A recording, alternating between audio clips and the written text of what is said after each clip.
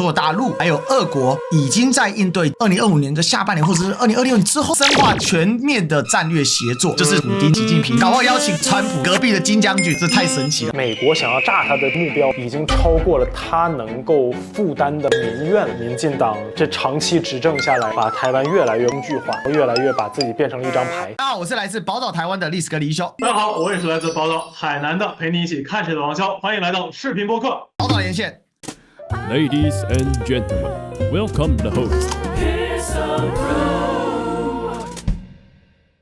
我们岛岛连线呢，大家敲碗啊，敲得很凶啊，很多人呼唤说，是不是可以来聊一下国际地缘政治啊、外交问题啊？确实啊，最近的外交是非常热闹，尤其在中国大陆这边呢，有非常多的外交的重要的场合的发生啊。但另外我们也可以看到，美国也是满世界搞啊，除了川普个人一天到晚在给他寄信之外，搞了一堆关税信封、手里剑，我觉得他太厉害了啊，一箭射向巴西，给他50%，这简直是震碎三观了哈。那日韩25%，在台湾目前不知道到底什么时候会出来哈。据说川普已经越来越没有耐性了哈，所以我们就等着看吧 ，wait and see 咯。但整体来讲呢，可以看到中国大陆外长王毅啊，满世界飞啊，先去了欧洲，然后再去东南亚。然后再回到北京，然后接着准备呢，在天津啊，也就是我们现在录影时间是14号，也就是明天要开始的上合组织外长会而且这一次相当受瞩目，为什么？因为俄国的外长拉夫罗夫呢，已经先行到了北京，跟王毅呢来见面。那另外就是印度外长苏杰生即将要来到天津来一起开会。那苏杰生来相当重要，因为亚洲地区呢，除了中俄之外的另外一极啊，也是这个大国的存在呢，印度跟中国的高层级会面，它可以说是这5年来层级最高的存在。而且苏杰生有一个特殊地位，因为他在印度国内呢是少数莫迪啊，必须对他的个人意见呢表示相当尊重的一位，因为其实是莫迪把他请出来的。就有时候他们甚至有一点点这个味道，就是说将在外，军命不一定要有所受，因为他们是有一定的主导权。因为我认为领导人都相当相信他们的个人能力跟个人的判断啊。当然我知道大国外交是很复杂的，我们不能讲的那么绝对，可是这就是这一场在天津即将来到的高峰会的一个看点啊。王毅跟拉夫罗夫呢有一个共同声明啊。也就是针对中俄关系的部分啊，他们提到中俄关系是当今的最稳定最成熟的大国关系，而且王毅还进一步表示说当今世界上最稳定的一组大国关系，当前的重点是筹备好下阶段的高层交往，深化全面战略协作，因为中俄两国领导人呢，即将在北京啊，这个我们说93阅兵式的时候，有一个长达4天的见面，而现在谣传呢，川普可能也会来加一。那如果真的凑成的话，哇，这画面太美，我都不敢看了啊。那拉夫罗夫也提到说，要继续推动两国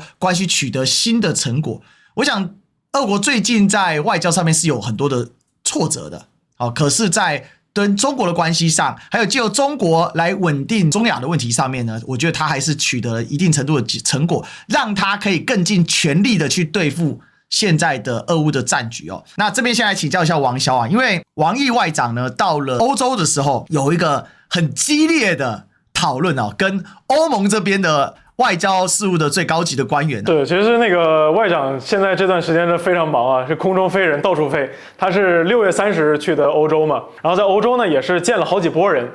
先要见欧盟，相当于这个欧洲的这个我们打个引号的那个中央政府，然后呢还要跟各个重要的这个成员国的这些领导人要见面，比如说他要跟这个德国呀、法国呀等等的都要见面，因为很多的问题你一方面要跟欧盟谈。另外一方面呢，又要德法是欧盟里面相当于对吧声量最高的这些国家也要谈，所以说你一方面要去处理中欧之间的关系，又要处理中法、中德之间的关系，但是呢，同时你还要考虑到法德之间的关系、法国和欧盟之间的关系、德国和欧盟之间的关系，就是这些东西，这里面的关系实在是太错综复杂了。所以人家一直说嘛，说今天的欧盟就是一个相当于像一个迷宫一样的官僚系统。这里面最大的一个故事啊，这主要是西方媒体现在一直在盛传的嘛，就是这个外长给叫做欧盟的外交事务高级专员，或者说呢，我们简称为叫欧盟外长，叫卡拉斯上了一个课。上了4个小时的外交课。一方面呢，跟他从非常现实主义的角度，基本上就是学国际关系的同学呢，你上来如果学国关，会先给你讲几套理论。这个理论呢，分别是叫做理想主义，叫 idealism， 现实主义 realism。第3个是叫做结构主义 constructionalism， 然后给你讲几个关键人物啊，什么康德呀、这个呀、马克思啊等等等等，是这个样子啊。所以说，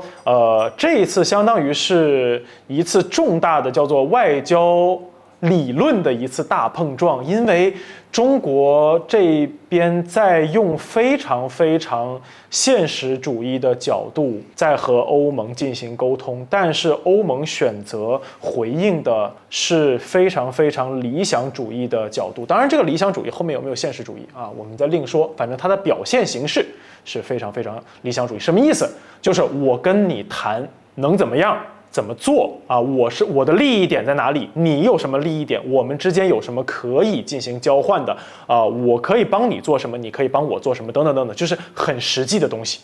但是呢，欧盟那边跟你谈的全都是意识形态。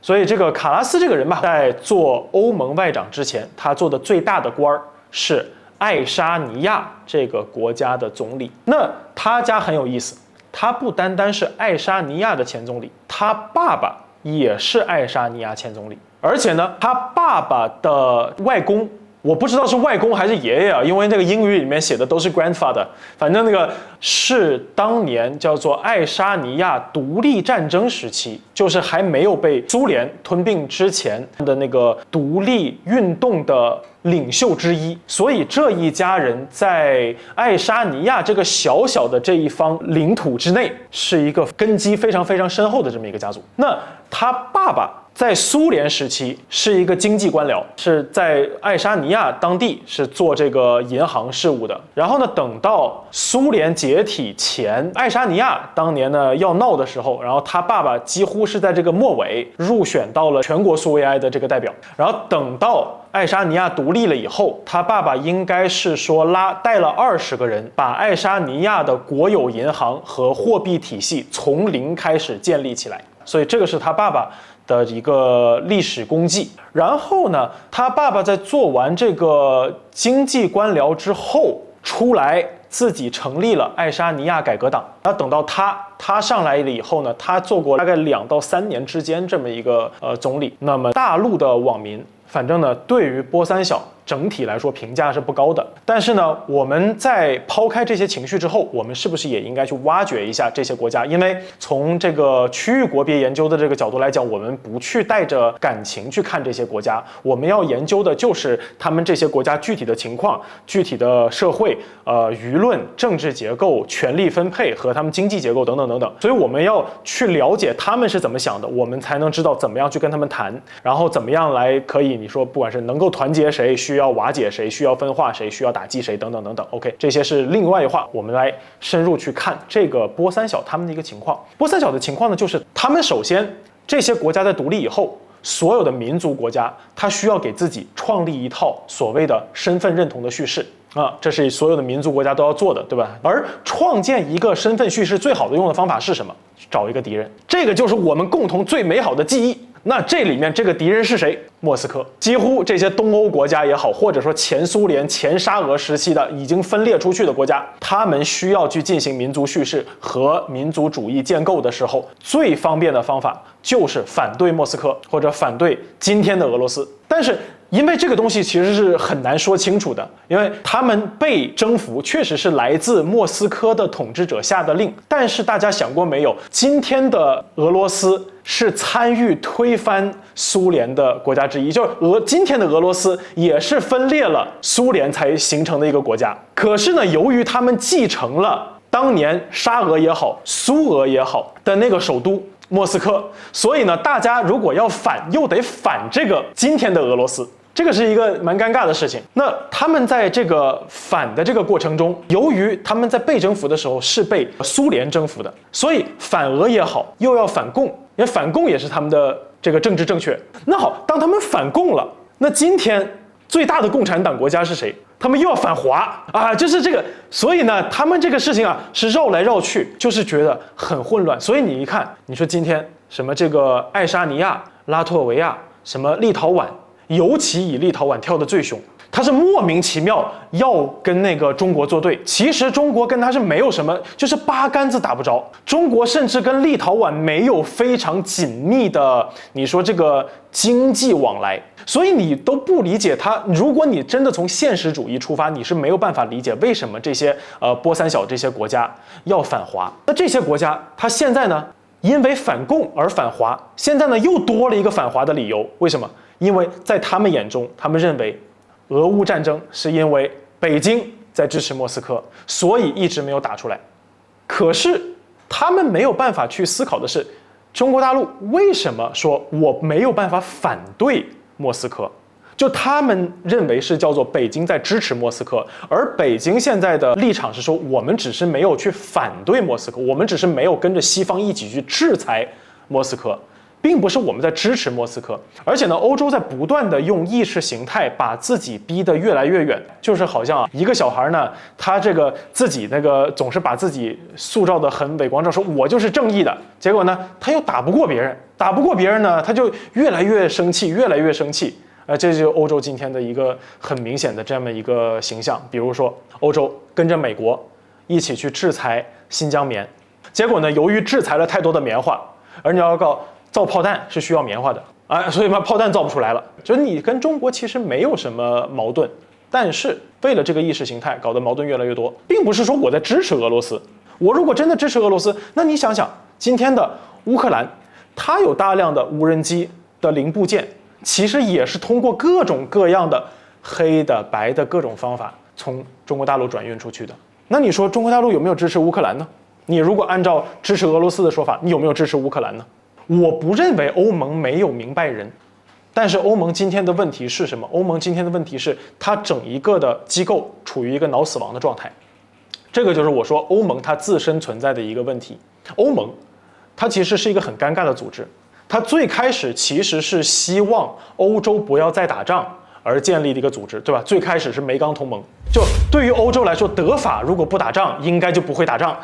所以最开始呢，弄了一个德法这个就煤钢共同体。这个我补充一个历史的小背景，因为德国向来是缺铁，然后法国是缺煤，就这么刚好。然后这两个呢，这个又是一个纠葛吧。大家也知道，在罗马帝国崩溃之后呢，最大的问题就是蛮族逐步的，不管是我们说拉丁化，或者是说基督教化，基督教化过程当中呢，他们就不这么蛮族了嘛，所以大家可以就是会形成各种小王国，彼此之间的关系很复杂。可是因为教宗的衰落啊，所以教会的力量衰退，所以需要有强权去补充这个真空。最先开始是查理曼大帝嘛，查理曼大帝之后呢，他建立的第一次叫做罗马人的皇帝，所以对法国来讲，他一直有一种精神上的认为说，他不管是所谓天主教的守护者啊，所以他叫天主教大女儿，亦或者是说他就该独霸欧洲。但是呢，这样的一波啊，很有意思的是，传到后来查理曼过世之后，他的三个儿子只有一个活下来，但是再传一代就分成三个，所以后来有所谓的三个法兰克王国嘛，西法兰克、中法兰克、东法兰克。那中法兰克又被东西给分掉之后，那以奥图一世这个东法兰克王国后来就建立了这个神圣罗马帝国，那他也变罗马人继承者，这就导致了在精神或历史领域上，法国人跟德国人他们一直在争谁是罗马正统。这个事情就搞得呢，他们在潜意识上的强竞争心态，另外就是资源上的分配心态，尤其是进入了这工业革命之后，煤跟铁是极其重要的生产资源。那在新帝国主义这种新的航运力量产生之前呢，很多的不管是铁或者是煤，你一定是就地使用嘛，需要透过河流去转运嘛。那就这么好死不死的，这个鲁尔煤区呢，跟这个所谓的钢铁矿砂的这个阿尔萨斯洛林产区呢，又刚好在紧邻在德法中间。所以你知道从地图打开，那这对冤家就是一直吵。所以这样的一个结果就是为什么后来他们不断希望透过外交的方式寻求一种和解，而经过2次世界大战啊，包括其实还有以前很多各种战争的惨痛教训，就是最后的结论是，那好，我们来想办法来整合。所以为什么叫煤钢共同体？大家会觉得很奇怪，你从中国历史的角度，你很难理解说吵架和解为什么从煤钢共享这件事情思考起，但是你放在欧洲的历史脉络，你就可以理解说他们的逻辑在哪里。那另外还有一个逻辑是因为德国经历了宗教改革嘛，而法国它改一半，也就是它在旧教里面改旧教，而不是在旧教只改成新教，所以彼此之间呢就有一个相对稳固的基本盘。那两边也再也不可能像古代一样两边你中有我有中有你这样互相的占领嘛，所以你不觉得那个德法之间历史很奇怪吗？德国的皇帝一定要在法国巴黎加封，这是什么概念？拿破仑打过去一定要跑到普鲁士去耀武扬威一番，他才甘愿。这就是他们的一种纠葛。而这个纠葛从梅冈共同体整合之后，他们其实已经达到初步的共识。可是有趣的地方是，对欧洲人来讲，那既然这个做得顺了，我们就再扩一点。然后扩一点的过程当中呢，大家也知道，在海上的搅屎棍啊，就是大英帝国嘛，就是他们就说，那我也加进来吧。这一加进来之后，就推进了所谓欧洲的整个的整合运动。这个欧盟整合运动啊，在我高中的时候是达到了一个巅峰啊。那时候国家地理杂志整天吹啊，吹得不行啊。但是这里出现一个问题，它缺乏一个强而有力的争端解决机制。它欧盟各成员国是票票等值的，这是个非常愚蠢的，只有国际主义者才会相信这种票票等级有意义。你这个爱沙尼亚的总理，你凭什么跟德国的总理叫板呢？但他就能叫板呢，我就否定你啊！你看现在每天被匈牙利搞得不要不要的，所以这就是回应到了刚才黄小姐在讨论前面卡拉斯的问题，为什么被意识形态挂帅？因为你讲国际的现实主义来说，这个组织一定要挠死，它不符合国际现实利益嘛。明明大国军事这种东西是老欧洲人发明的，西法利亚体系建立之后，还有梅特涅所建立的维也纳体系，这里面就在讨论大国军事该怎么玩。这你老欧洲人发明，结果你老欧洲人把自己玩到脑死了，那你搞一个脑死的组织，也无怪乎今天欧盟寸步难行嘛。这也是为什么欧盟今天这么容易被美国人所控制。美国人一看，哇，这些蠢货啊，那讲点好听话，他们就开心了。这也难怪说。你看冯德莱恩就是最大的欧奸嘛，但是冯德莱恩不觉得自己是欧奸啊，我老娘就美国人啊，不然你怎么办呢？所以我觉得他背后有一个很有趣的一个体系在这个运作跟思考这个背景，所以这也是为什么从梅冈共同体到今天的欧盟，欧洲越来越寸步难行，反而在梅冈共同体的时候反而相对灵活。而且我要说，这个法国当时在那个戴高乐他们在推动这个梅冈同盟的时候，他们其实当时有一个想法，就是不要让英国人进来。英国人是在戴高乐死了之后进来的，戴高乐不想让英国进来，但你看英国进来了，但是呢，如今因为他没有采用欧元，他一直是保留的英镑。那么欧盟它有两个问题，第一个，它自己的机制非常的脆弱，就好像刚才历史哥说的，它的机制非常的脆弱，每个国家的一票，票票相等。所以呢，小国其实可以钳制大国，而大国实际上呢会影响小国，所以这里面呢就是一个很尴尬的机制，就是你想办好事儿办不成，想办坏事儿呢确实呢也不会办成什么大坏事儿，可是会把很多的事儿啊给拖垮。比如说，你想想一个国家，如果说假设我们说欧罗巴联盟是以欧罗巴合众国为一个终极目标，那么从这个角度来讲，你如果是这么庞大的一个，你看7亿人口，这么庞大的经济体量，这么长远的历史，你这里面的外交负责人，一个是外交，一个是国防。首先，欧盟没有国防；第二，外交，这么大的一个国家，居然会被一个爱沙尼亚这样的前总理来当他的外交的这个指导人，这不是很奇怪吗？理论上来讲啊，如果说是这样的一个联盟，应该是一个法国人或者是一个德国人来当这个专员，对不对？但是不是。然后爱沙尼亚这个人，他又会把爱沙尼亚的意识形态给带到欧盟，这样相当于是你这么庞大的一个地方被这么小的一个地方的意识形态给绑架了，是这么搞。而且呢，我还跟大家报告一件事情，就是欧盟为了体现它的平等性，每多增加一个成员国，它要多增加一个部门。今天每一个成员国在欧盟里面都有一个部长，就是所谓的专员，他并不是真的有这样多的事务。可是你说说，你新增加一个部门，你是不是要增加一堆公务员？然后呢，你新多增加一个部门，新多来一个专员，这个专员是不是也得想我来这边，我不能待5年，什么事都不干啊，我得干点事情啊。那能干什么事情？折腾呗。所以很多是不必要的事情被折腾成有事。很多是有必要做的事情被折腾到没事 ，OK， 这是欧盟内部的问题。然后我们再讲，其实啊，北约和欧盟是在欧洲大陆上重叠的组织，你发现没有？你这个地方其实不需要2个国际组织，但是呢，它重叠了。但是呢，这里面唯一的变量是什么？北约的变量是美国。可是你想想，对于国家地区来说，安全事务是不是首要大事？确实，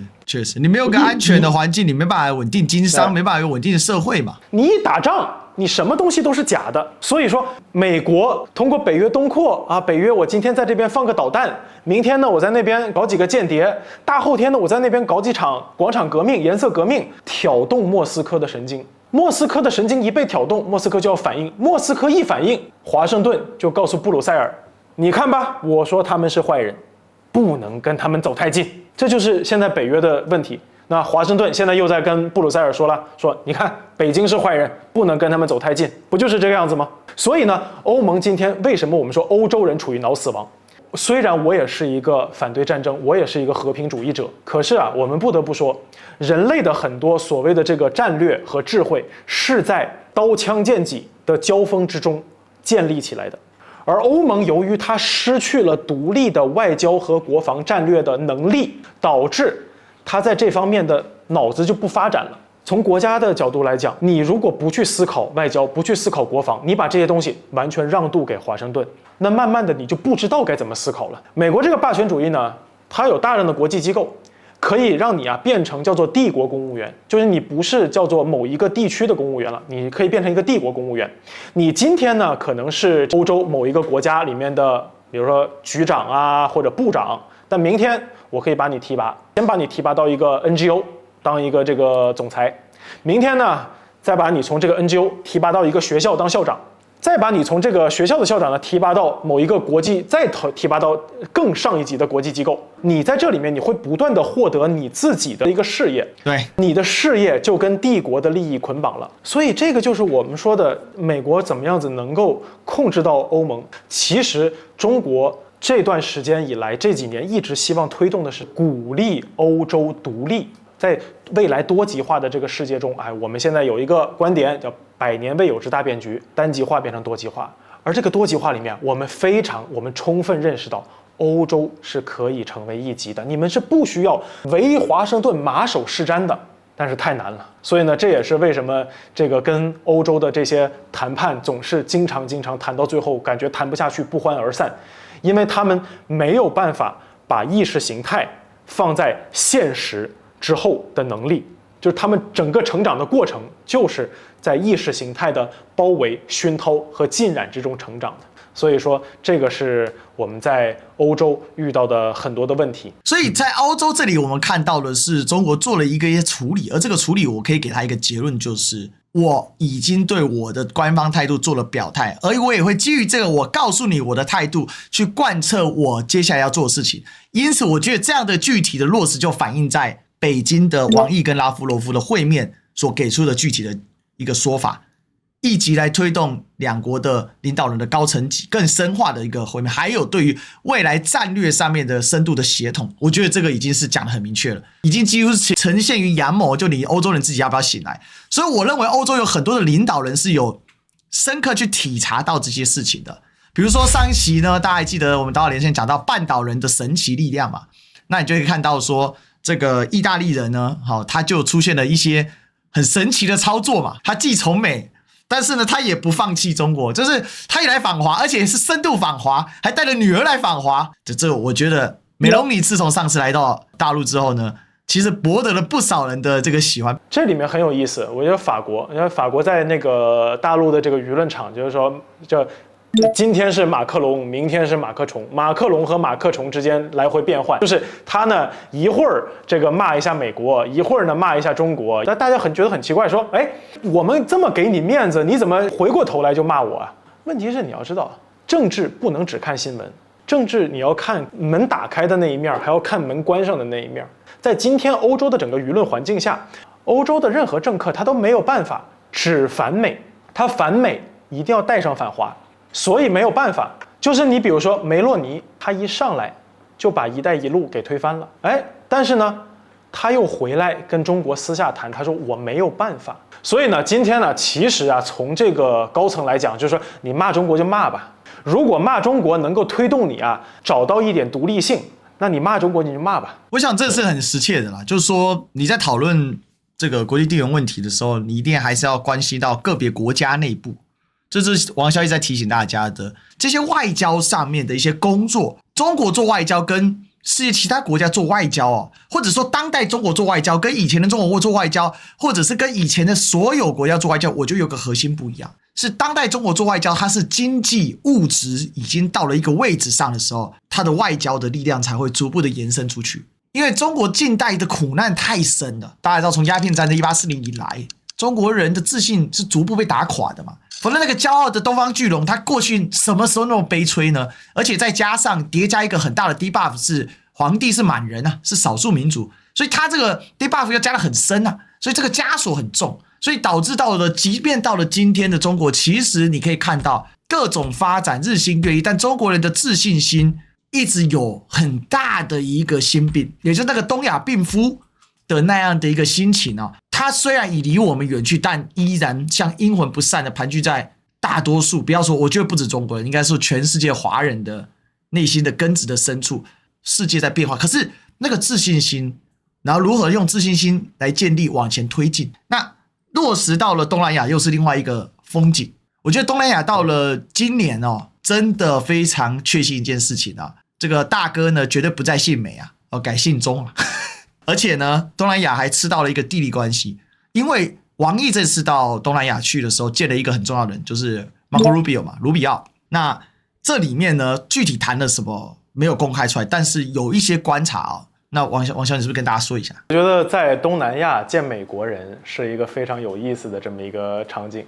为东南亚的这几年的变化呢也非常有意思。首先，大家一定要知道，很多的观众应该不知道，东盟啊这么一个组织。最开始是美国为了反华反共成立的，结果呢，今天东盟好像是逐渐啊，从倾向于美国，从倾向于帝国、仰慕帝国那块逐渐给你搬回来，在意识形态上面做的是比较成功的一个地方。而且我不得不说，美国喜欢在各种地方拉朋友圈，实在是太棒了。我觉得这事儿啊，实在太妙了。其实啊，我们这么说哈，如果说今天这个一休，你是个大哥，你下面有一堆这个小弟，你觉得是让这个堂口啊，所有的都保持他们独立，小小的一个一个堂口，还是说你们这20个堂口给我联合起来，你们那几十个堂口联合起来，你们管那一片，你觉得哪一个是最好的？如果你够自信的话，你可能会选择就是上面有个头嘛，你层层分爆嘛。但如果就长期你要控制到最实处去，你当然不希望他们中间层级那么多，他们各个小小的是最好控制的。对，东南亚这个地方跟欧洲不一样，欧洲啊只存在一些什么所谓的这个天主教、新教、东正教这种很简单的冲突。这种冲突在东南亚根本看都不够看，东南亚所有的宗教都有，东南亚地区本身并没有一个罗马，所以他们也没有什么共同的历史记忆。从历史上，你问他们之间他们历史之间怎么样？他们的历史就是今天我杀你，明天你杀我。你如果让东南亚人自己来整，东南亚人是整合不起来的。靠着美国人给他们定了一个反共的目标，愣是把东南亚给整合起来了。你要不整合呀，你今天对于中国来说还真的有点麻烦。比如，我们就提一个菲律宾，菲律宾总是在南海上面搞事情，中国东盟自贸区已经落到3.0了。我有事我跟东盟谈，所以中国呀，如果要跟这些小国捉对厮杀的话，因为这些小国里面都有大量的美国渗透，你跟他谈真的很难谈。但是呢，由于美国帮你搭了一个东盟的框架，而且呢，中国跟东盟的贸易体量已经超过了美国，现在东盟和中国是第1大的贸易伙伴。然后我们就说，外交上面场合要见面这件事情不一定需要有结果。这个世界上的事情并不是只有无解跟有解这么简单的，这个世界上很多的事情啊，叫做看着办。同样的，关键的事情不在于事情有没有解，最关键的事情在于大家能不能保持沟通。现在的情况是这个样子，卢比奥他在当议员的时候，是美国的这个参议院里面反华最激烈的议员之一，所以他是有台连线的核心的。对，所以你看他是被这个大陆制裁的呀，之前电话打不起来，很多事情就只能猜，而大国和大国之间互相猜疑的这个猜疑链条肯定会是恶性循环，所以最关键的是他们要见面。OK， 第二个，是他们可能会谈一下这个中美领导人是否要见面，怎么见，在哪里见，大家先通个气。我认为呢，可能这一趟见面可能不会谈那么细，不会谈到要怎么见，具体的什么样的礼仪规格，然后去几天，会来什么样的地方。我觉得可能现在还没有定，可能两方有意愿，但是呢，你要知道有意愿到最后能落地，这中间是大量的工作要做的，所以可能没有谈那么细，应该是两方啊先达成一下，就是说愿不愿意见，先来表达一些意愿。那么这个就是我看到的卢比奥，我觉得是这一次中美外长见面，我的看法，我认为他们就是很实际的，先恢复沟通，是这个样子。我想他后面所呈现的具体的感觉是为什么选在东南亚？大家还记得中美关税谈判的时候是先选在日内瓦瑞士嘛，再来选在伦敦嘛？对。那这个就很有意思了嘛。如果就关税的这个地缘的格局来讲的话，是中国有更强的一个积极性去跟美国去前出这界面，因为欧洲跟伦敦相对来说，它比较趋近于美国的地盘，或者说美国的一个势力影响。但是在中美元首见面这件事情的时候，变成美国到了东南亚，因为现在大家也知道东南亚是属于中国的势力范围，所以从这个势力范围来说，我认为啦，这个见面绝对不是现在谈成的，一定就是从日内瓦到伦敦，它一系列谈成。因为我们可以看到，现在伦敦协定里面，它的很具体的落实或其他延伸也没有特别公布。那很明显的就是他在做一些操作嘛，而这个操作，我认为啦。G2 见面，东大西大见面的核心逻辑绝对不可能只谈关税，也不可能只谈单一的事件，它绝对是全盘皆下棋。而且这一任的川普的内阁跟上一任最大不一样是，这一任川普内阁完全在贯彻川普个人的意志。就今天卢比奥再怎么反华也没有用，但基本上川普认为 A 就是 A， 而且你也看到卢比奥是极其灵活的人嘛，就不管老板说啥，他永远使命必达。你看他可以跟马斯克这样子处，然后呢，这个贝森特毕竟跟川普是哥们嘛，那卢比奥他不是哥们啊，他是小弟啊，他是建制派带枪来投的啊，他的地位更危急啊，所以我认为从这个角度来看，马斯克都可以被川普也砍掉了，那我认为他在这里面他就会更加的有很多的身段的一些柔软，但是呢，你也知道，因为你也不能败了川皇的面子嘛，因为川皇这个 Alice Win 嘛，川普赢选又不能被卖面子，所以在这里面很多的众人百合的事情就变成说他会越来越趋的不公开，可是他一定会戳出一些很神奇的结果。可是美国的另外一个传统正在逐步的发酵，就是打不赢就加入嘛。但是我不能跟你说我打不赢啊，我不能打赢，但是我可以加入啊。那加入的过程当中呢，一定是我认为北京跟华盛顿拉扯在什么？华盛顿会更希望北京不要这么照顾所谓他的远期利益，或者是说一些远期的一些目标，不管是世界人民大团结或什么之类的，而是更多的你要回到现实一点，我美国利益要被一定程度照顾。那我觉得这是有拉扯的空间的，因为毕竟老实讲，你不搞定西大，你世界人民要大团结也困难嘛，对吧？那西大人民也是世界人民，不是吗？你可以撇开西大，但是西大呀，虽然不一定能够让世界人民大团结，但是西大非常有能力让世界人民不团结。对，而且说实在，今天非洲非常多在搞事的各种武装团体 NGO， 那有多少是西大的力量的延伸呢？然后这大家也可以注意，就是说这一次这个在东盟。这次的那个来访还有几个点大家可以注意，第一个点是，现在美国跟越南马上要签了，就关税，美国已经充分知道了，就是东南亚是中国企业的这个阳澄湖啊，所以他是要谈，所以说我相信啊，卢比奥来东南亚不单单要跟北京谈，跟这些东南亚国家也要谈，然后呢，在这个时候。北京也在东南亚，所以大家要进行一番角力的，不单单是说，一方面是王见王，一方面呢是同样啊还要跟这些国家进行角力，而且同时啊，拉夫罗夫那个时候也在东盟，对吧？所以这里面啊很多是关起门来，大家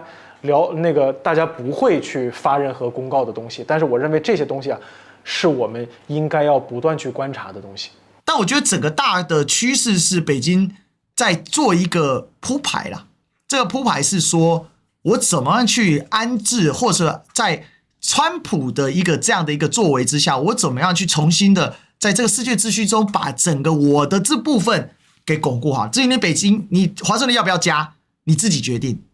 你加或不加，我没有办法替你主张啊，但是你得自己选择。而对华盛顿来讲，他也有一些震荡跟痛苦在，因为很简单的是，华盛顿目前他急着是整顿他内部的问题，还有透过外部问题，其实是在回应他美国常年的沉疴啊。这个东西是对于目前川普的团队来讲，他很需要去克服的。但是他又面临另外一个问题是，川普的操作的手法，就是我们之前讲的，他并不是传统建制派的手法，他做整个结构性的调整，而他更多的是在之前把这个名字定义叫新民粹之下，他如何去推进他的整个就是他的支持度啊，他的整个的国内的稳定啊，这个他往前推进，所以就变成说很多的不可预测性，是因为我们必须说了，来到了21世纪25年的这个当下，很多随着科技的迭代，随着当代的属性的不断的在加强当中的时候，很多事情我们没办法看得那么清楚啊，就变成说你只能去推个大概。但是我觉得有几个点是可以看得出来的，就是在今年北京会有一个很强的一个定调，就是我不再是像过去这样子很多事情都采取非常的守势，我越来越晋级，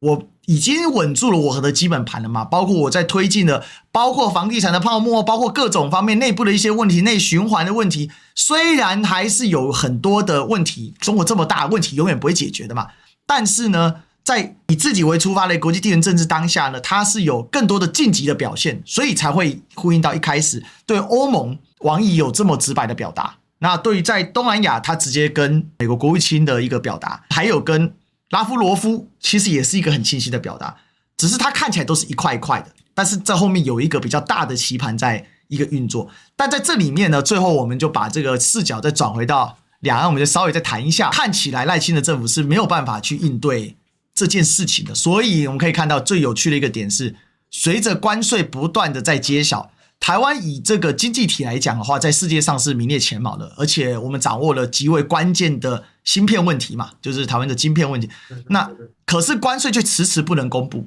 甚至传出说川普有一点不耐烦的这样的说法。对于华盛顿来说，他不可能给谁都等同待制。比如他面对北京，那北京手里面弹药多呀，所以华盛顿你必须要平等的去谈。可是面对台北的时候，华盛顿简直就是捏蚂蚁，对不对？尤其是赖清德是完全把自己给交给了华盛顿，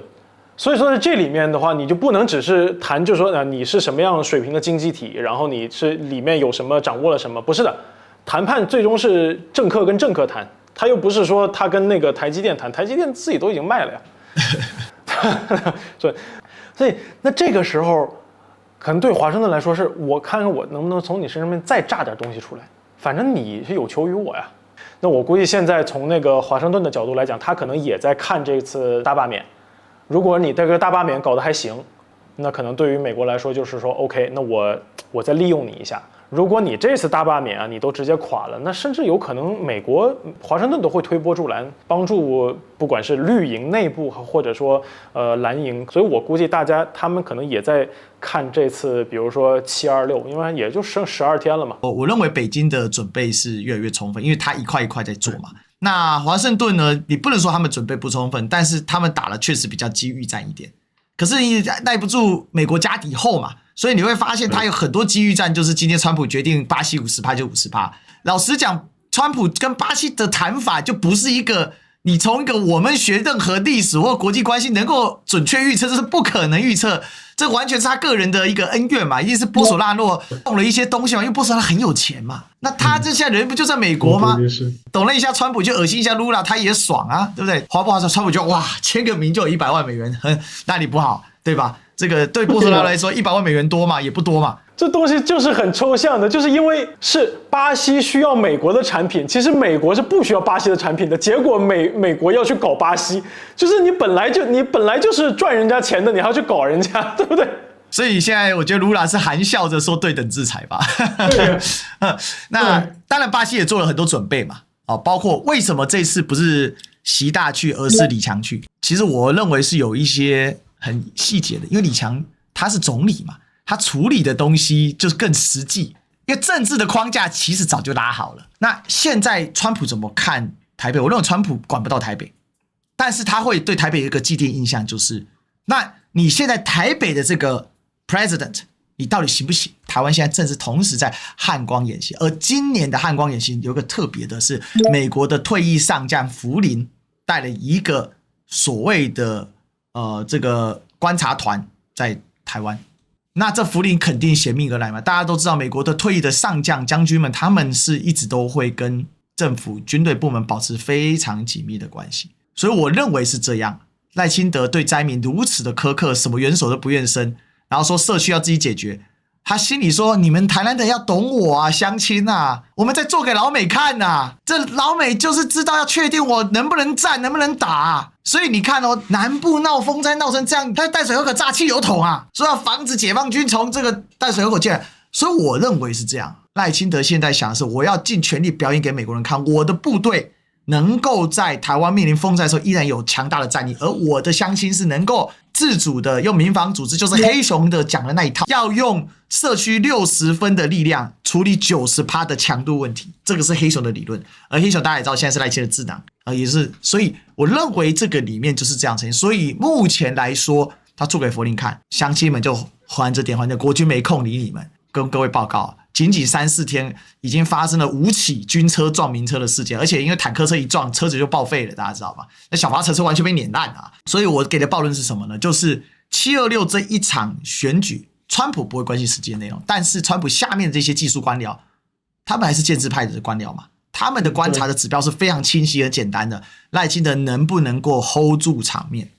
在风灾，然后军演双重的压击之下，然后再加上现在在野党的气势越来越盛了嘛，你能 hold 住，好，8月1号之前，你的关税就有一个可以回合的空间。什么空间呢？我认为是20%，最低15%。如果20%，他就可以宣称胜利了嘛，因为日韩25%嘛。可是，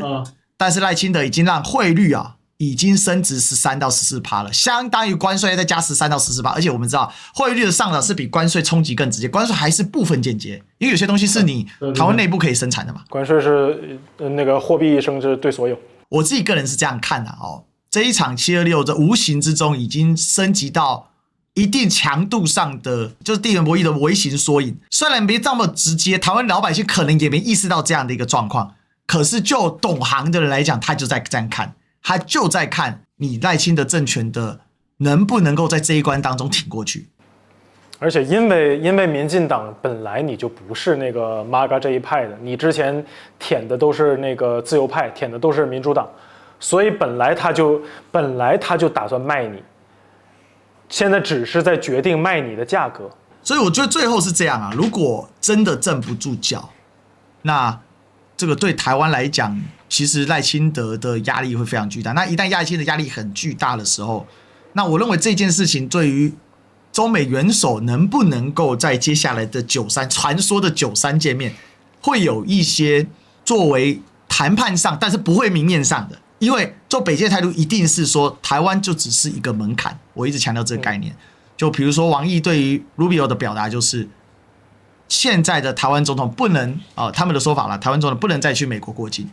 这是他的说法嘛。但这只是个门槛，实质上就是美国要掂量，就是如果民进党够强，那我可以拿这个来跟你北京博弈；如果民进党太弱了，那肯定是拿不来博弈的嘛，因为他没办法搞事了嘛，他的半残了。但当然起不到绝对的决定性因素，但是它始终是一个重要的一个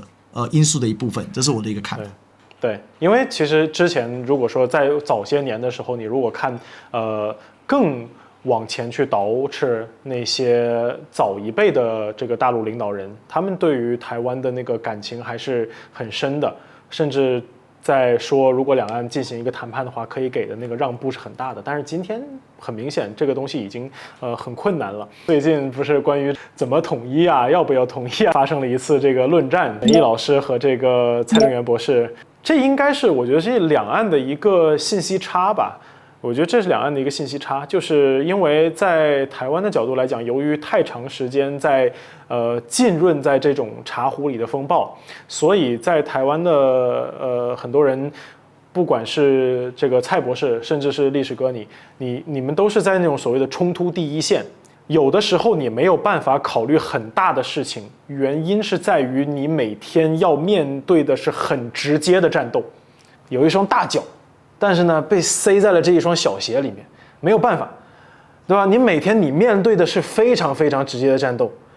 是这种你说这个蓝营有的时候感觉是不是啊？感觉带不动，或者那个绿营会直接来面对这种各种那个政治上的冲击。所以我觉得这个是其中的一个问题，这个不单单是历史哥啊，这个蔡博士也一样，蔡博士带上脚镣了嘛。所以你们面对的是非常非常直接的东西，所以你们肯定考虑的时候都是考虑的那种，你有没有计划，你有没有胆量？因为什么？今天当你短兵相接的时候，确实胆量就是要直接打，然后呢有没有计划就是你要怎么打，因为你们每天可能出门就是要遇到这样的事儿。而反观这个从这个大陆的角度来讲呢，大陆为什么我们平时关注的是更宏大的话题？因为大陆首先手里面能够调动的资源非常多，然后呢手本身就在国际上面，大陆的这个体量非常大，做得非常稳，就是哪怕我们可能错过了1-2个时间窗口，但是呢只要稳稳的走，时间窗口一打开，永远是对那个体量大的人是占优势的，对不对？所以说大陆呢它可以保持稳，而且对于大陆来说，今天要解决的是什么？要解决最高的问题就是这个100年未有之大变局。这个国际格局是一个100年甚至呢几百年才会出现一次的历史窗口，不抓住这个历史窗口就关上了，就过去了。所以说所有的影响力、所有的注意力、所有的决策必须要围绕在100年未有之大变局如何去塑造未来的这样的一个世界格局上面。所以这种时候呢，大陆的学界也好，大陆的政策界也好，一定在台湾问题上面绝对是保持模糊的。保持模糊的意思是什么？就是不能让别人猜透。就好像川普这次他总是说什么我制造业要回流，结果呢他一下子把所有的牌打出来，然后现在中国说这样我稀土禁运，先把底裤露出来了，原来是个猴屁股。所以说大陆现在做的就是我一定保持战略模糊，因为战略优势在我。优势在我的时候，不能这个不像这个蒋公是所谓的60万对80万对60万，优势在我，对，不是那种优势在我，而是现在只要稳，那就优势在我。所以说在这种时候肯定是保持战略模糊，因为我不能让你猜透。于是呢，在大陆的政策界也好，战略界也好，学界也好，他对于这一切就是说一定会统，但是怎么统，什么时候统，这个呢绝对不能被民意和民粹所操纵。因为我们就反复交流过嘛，如果说你问大陆的民意，那就直接是明天武统，那就所以不能被民意和民粹所操纵，一定要符合整个战略格局。所以你看，等到这个时候，台湾确实已经变成了一张牌。急什么？中国的体量不需要着急，它是缓慢的推进。我什么都不跟你说死，但什么都是慢慢就我占到使出去嘛。作为最大的对比，就是亚洲第一个现代化国家日本。日本每次都在赌国运，他国运赌输了就挂了。中日交战之前，舰队排行两边是几乎齐名啊，没有谁强谁弱问题啊，是他赌赢了嘛。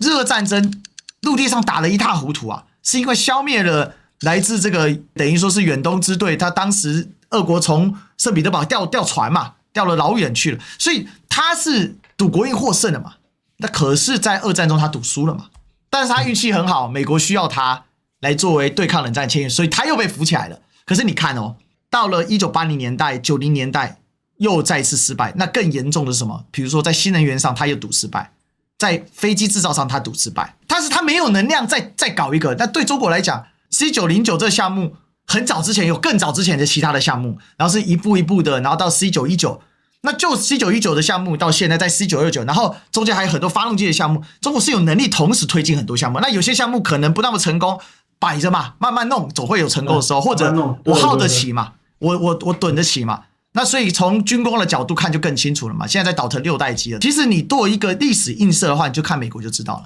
美国到了哪里，他如果不敢你武力开门的话，他的做法是什么？那我们就公平贸易，他绝对是占绝对优势的。美国在19世纪末来到了中国的时候，他所提出的叫做门户开放政策，因为他有自信啊。19世纪末，美国已经在工业上取得了绝对的成功，而且是急速发展。所以搞门户开放政策呢，除了霸主英国觉得很棒，其他国家就觉得哇靠，你这开下去的话，谁竞争啊？但美国人觉得我一定会赢啊。就他这个自信是来自于他一个大国的底蕴嘛，所以从历史的脉络来看，这个事情是这样。那最后在导的过程当中，说实在的，很感谢大家，也特别感谢王骁这个邀请，就是我们把这个做得起来，然后有个很好的对谈机会，我有更多了解到大陆的视野，然后也让大家了解到台湾的一个视野。其实我一直觉得这样的交流，它是一个很实处的东西，就大家更了解这些状况之后，